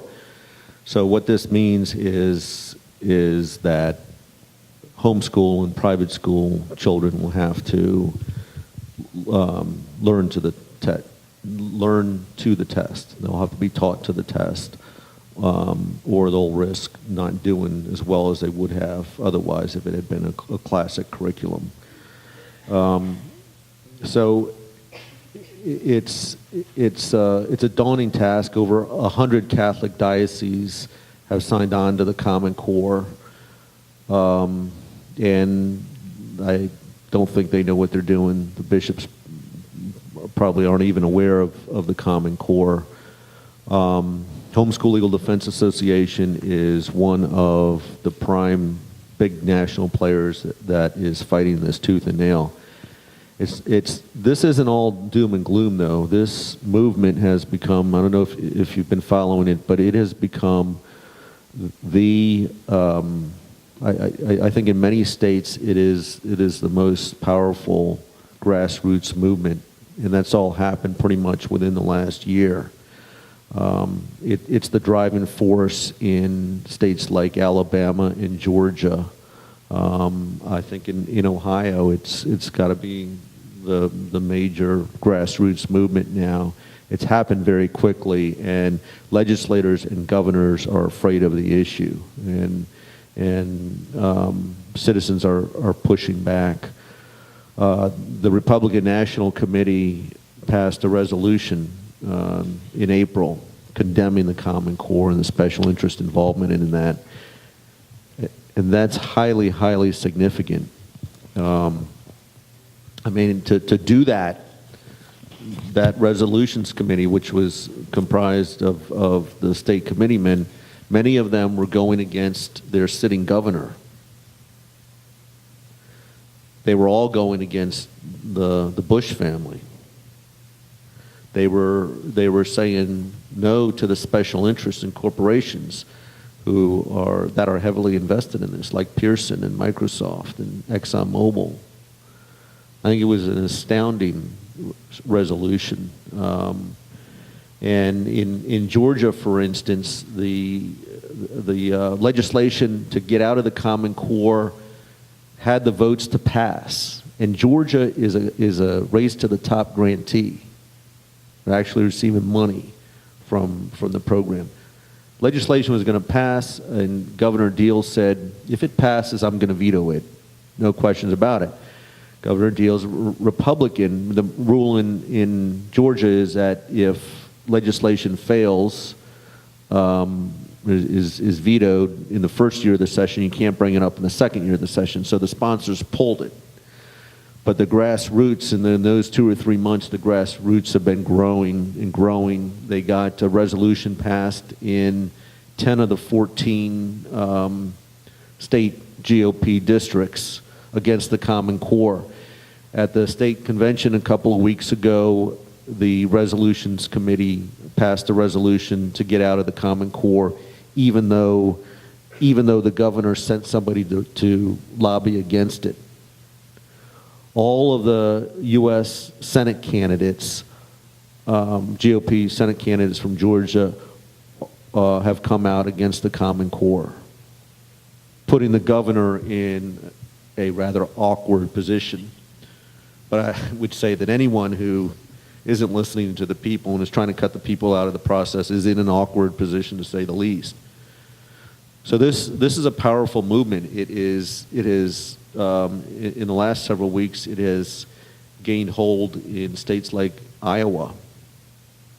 So there won't be any GOP presidential candidate who comes out of Iowa unless he's against the Common Core. So.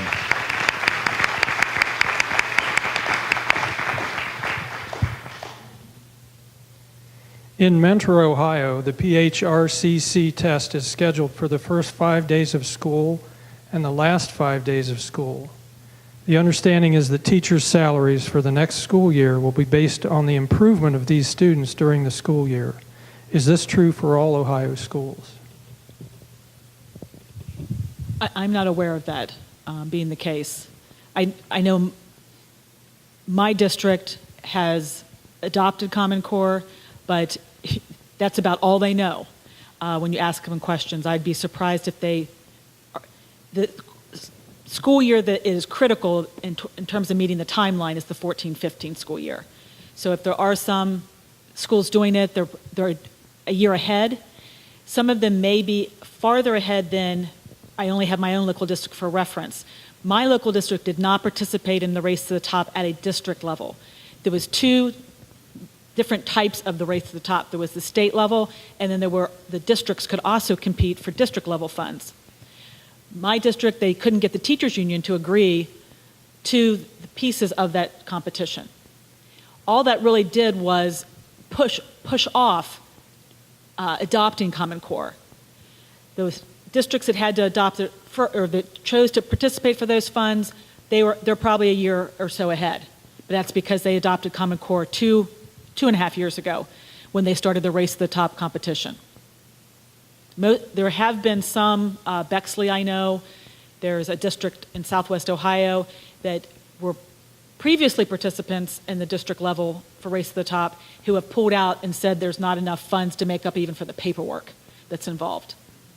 So that may explain why that district is doing it this year, but I'm sure there's a way to find out. Out of our 616 districts in Ohio, 432, I believe, participate at the district level. This is a compilation of 3 questions which seem to be a common core here. What can we as parents do to protect our children from data collection? How do we fight this government movement to infuse socialism into our children's education? And what worldview has been influential in the development of Common Core? Well, the worldview that's influential in the Common Core, I think, is reflected in the content of it, where you're not educating children to be citizen leaders, you're not educating them to be able to exercise their liberties, and in the way it was, the process in which it has been inflicted on the people and how it will be governed going forward. So the worldview is that people are cogs in the economic machinery and that they can't govern themselves, which is the antithesis of the American founding. I mean, if you believe that God created all people equally and gave them equally, the rights, and that all sovereignty, earthly sovereignty, flows through the people individually, then you would reject the Common Core philosophy that children should be raised to be cogs in the economic machinery, that people's lives need to be managed. So I think that's where it is. Parents protecting data, you can and should ask the school, let me look at my child's records, but at this point they may not all be there if they're electronically recorded. You should ask the school where do those records go and where might they go. The problem is that even the principals and teachers probably don't know where the records have gone and where they might go. You really need to go to your state reps and demand a legislative inquiry on that. And even that in the other states, it's difficult to go. It's difficult for the reps and senators to get that information, but you've got to start. Local school boards, I would urge getting your local school board to pass a resolution demanding that you get out of the Common Core system. One of the questions that came up at Monday's debate to Debbie Terhar was, what are you collecting on Ohio students? She denounced, all of the, as she called it, irrational responses, particularly pertaining to data collection, which was the highest volume of questions, and said that, we don't even have the machines to pull off what you are so concerned about. We don't have these biometric reading machines and instruments. Well, if you look through the budget, you realize, that's just a grant away. That's why we have currently the data system that we do. If the federal government wants us to start collecting that, then they will offer a grant, and someone from Columbus will apply for the grant. Then the equipment will come in, and then we'll do whatever is mandated through the grant, which is exactly what we're doing right now with our student longitudinal data system. It's supported by federal dollars, and it reads that we are mandated to ensure that we have the prescribed elements, and they list them out. So again, the idea that we aren't doing this right now, or that we don't have the machine equipment or the desire to do it, is meaningless. Because when they want it, they're going to offer the grant, Ohio's going to take the funds, and then they're going to obligate the rest of us to it. That's how the system works. But then with the in-bloom experience that other states have had, you realize you can't just be concerned about the federal government getting the data. You have to put protections on private entities getting it. But I would say this to any representative or any official or senator who says, well, we don't collect that and you shouldn't worry about it, then I would say, well, good. Then certainly you'll sponsor legislation preventing us from ever doing that.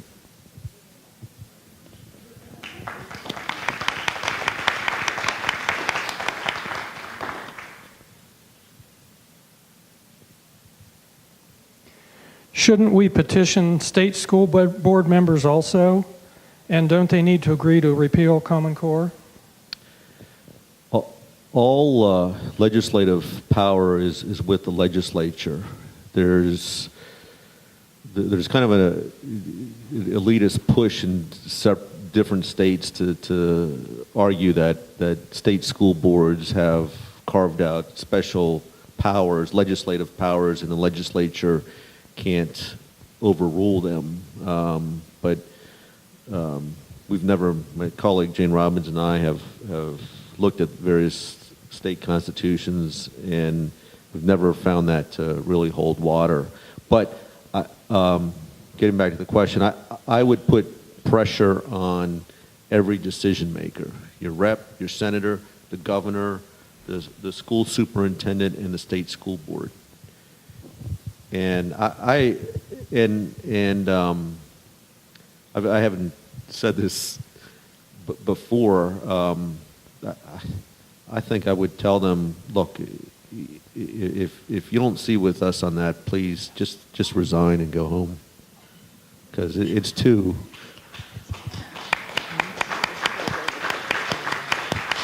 This is just, it's too important.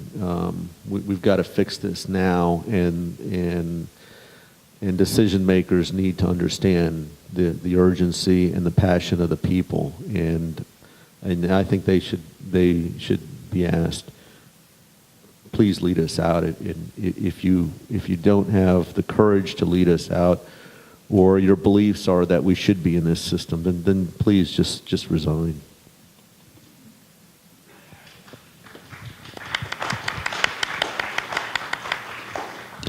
And by the way, I don't understand how any governor can faithfully represent the citizens and belong to the National Governors Association either. It just seems like a conflict of interest to me.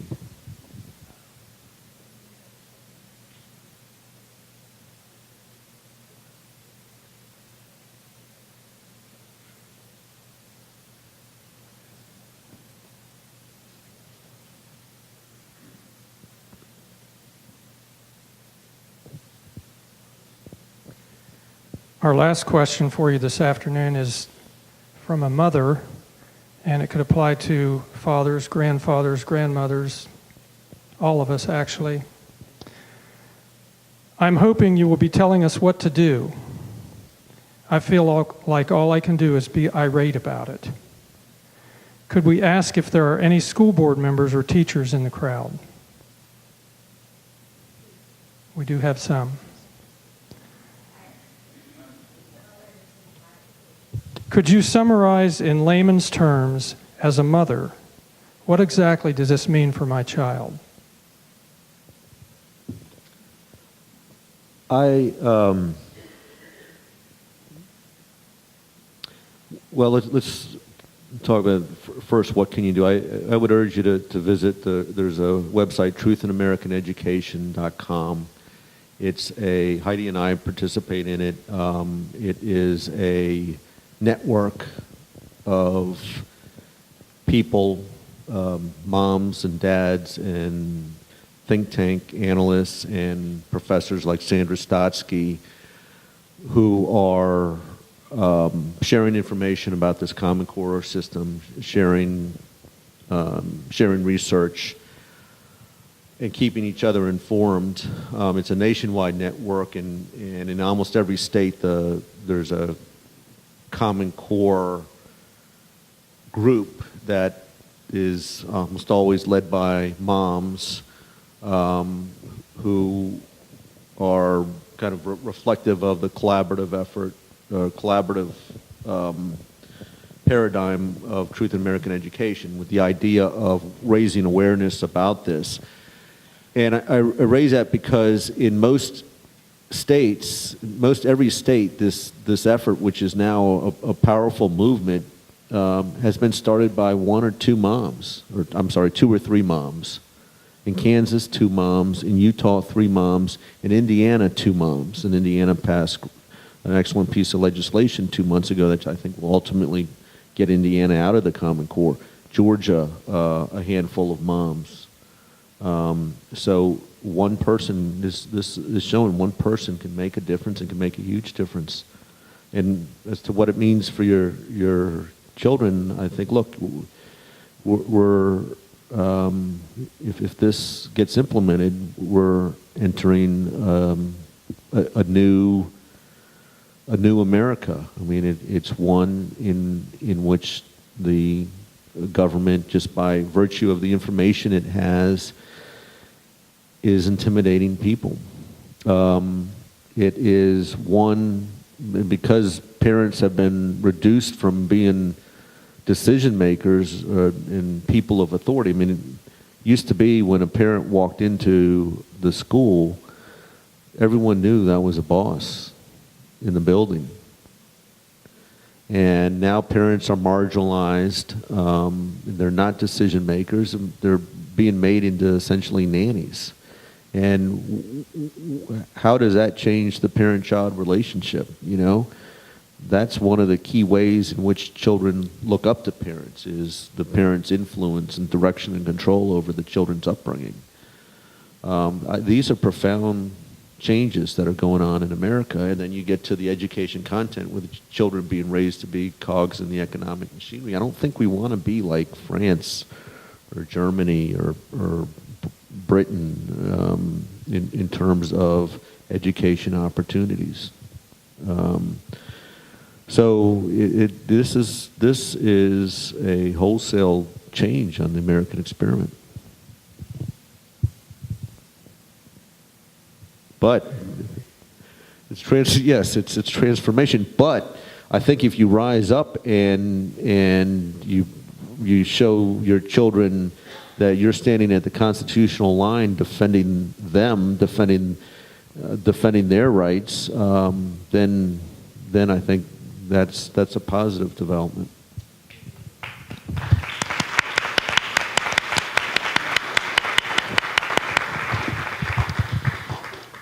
For Ohioans, you are sitting in the district of the state rep who is bringing full repeal legislation sponsorship.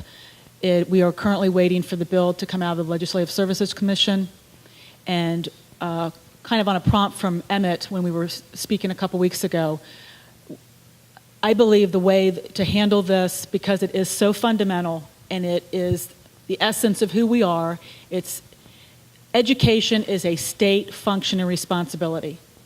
If for no other reason, that alone should make this a top priority in the General Assembly of Ohio. It is the second largest line item in our budget for appropriations. When this piece of legislation is out, it's going to need co-sponsors. I am going to be organizing within each representative district so that those activists, those who are concerned and want to be a part of call it the 17 percenters. That was all it took to start the revolution. We don't need the majority. We just need people passionate enough who will do anything to defend liberty and defend their children. You are to call your representative. You tell them, this bill is coming to the floor or coming for referral. I want either your co-sponsorship commitment on this bill, or I want a written, articulated explanation for why you are not supporting repealing Common Core. Or you can expect a primary come March.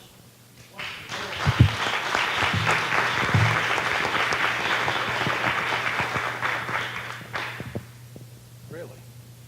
Okay. I know that this has been a lot, and you've learned a lot. Well, I don't know. Did anybody learn anything? You did good. And I promised Emmett would like to get home to his family in Washington, D.C. He was in Indiana yesterday. Heidi would just like to get home sometime. Her life started out being just as she said, she's just a mom and got uptight. And we owe both of them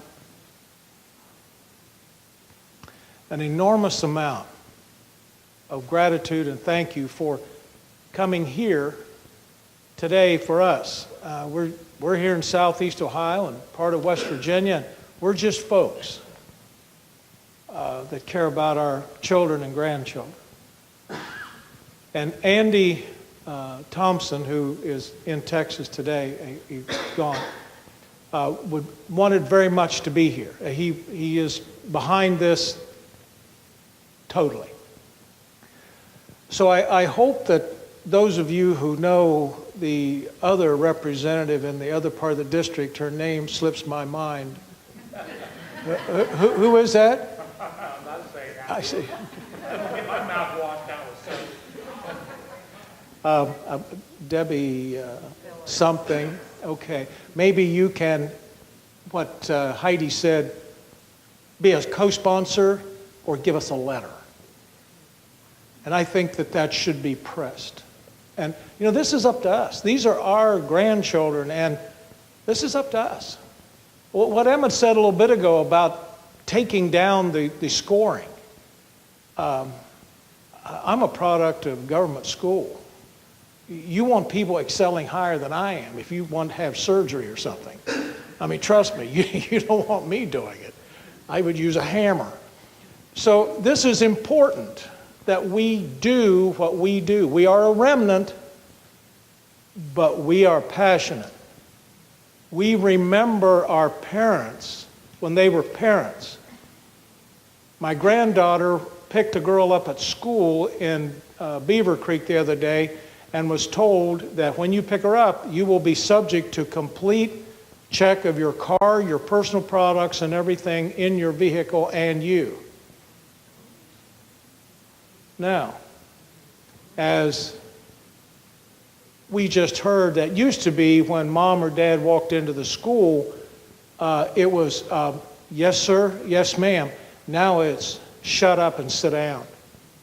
So this is up to us who remember what life really is and was and needs to be.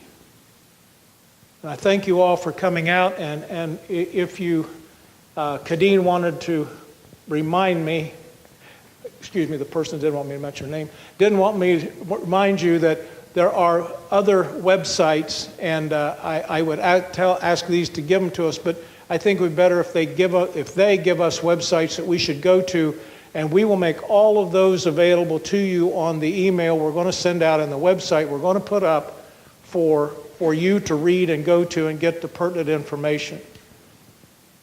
It's important that you know where it is, because when someone asks you a question about this, you don't want to say, well, I heard it at a thing. I'm pretty sure I heard it at a thing up at Marietta somewhere, I think. You want to say, this is what I know, period. If you only know 2 or 3 things, you're going to know 200% more than they do. So we must do our homework, and we all remember what that was. So if you would, I would really like for you to give Heidi and Emmett a real thank you, applause for them.